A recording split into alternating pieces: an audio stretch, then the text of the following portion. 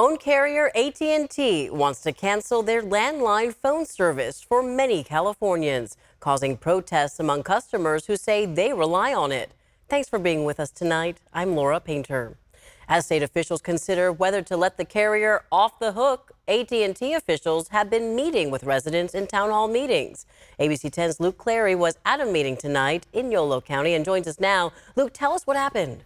Laura, people who live in remote areas like parts of Yolo County that don't get cell service rely on their landline service. They came out in numbers tonight with a lot of questions. We still have an obligation in California to serve customers. AT&T wants off the hook from its landline obligations, filing an application with the California Public Utilities Commission, or CPUC, to end its carrier of last resort requirement to transition customers from copper to internet-enabled networks. I'm suspicious, but we'll see what they say. And I don't blame you for being suspicious. But in a town hall, Yolo County residents grilled AT&T California President Marc Blakeman. You're going to take away what we have. I don't think it's right. Has AT&T considered the financial impact on the elderly and disabled? You saw there was overflowing room here of people showing up, on a weekday and late afternoon right before dinner because they really had concerns and care about this issue.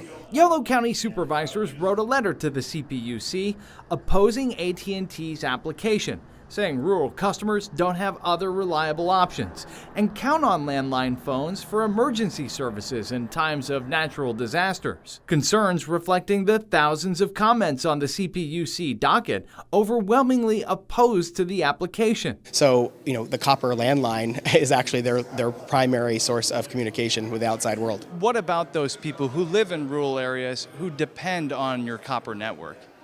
And they have no fears that they won't be able to depend on that network. We're going to continue to serve them with their copper phone lines until viable alternatives become available. And if that doesn't become available, then we will continue to have that obligation to serve them. AT&T says it will take years to transition, and in the meantime, it says customers won't be disconnected. By the way, that AT&T executive took questions for about an hour to try to alleviate people's concerns, but for people, again, living in those remote areas who rely on their landline phones, the thought of being disconnected is a real worry. And it's not just in our area. San Mateo County supervisors heard from customers who don't want to see their landline services go. AT&T giving a presentation to quell concerns there, but county supervisors also opposed AT&T's application. See it as a threat to the public health and public health of safety for residents who live in our rural areas and our semi-rural areas.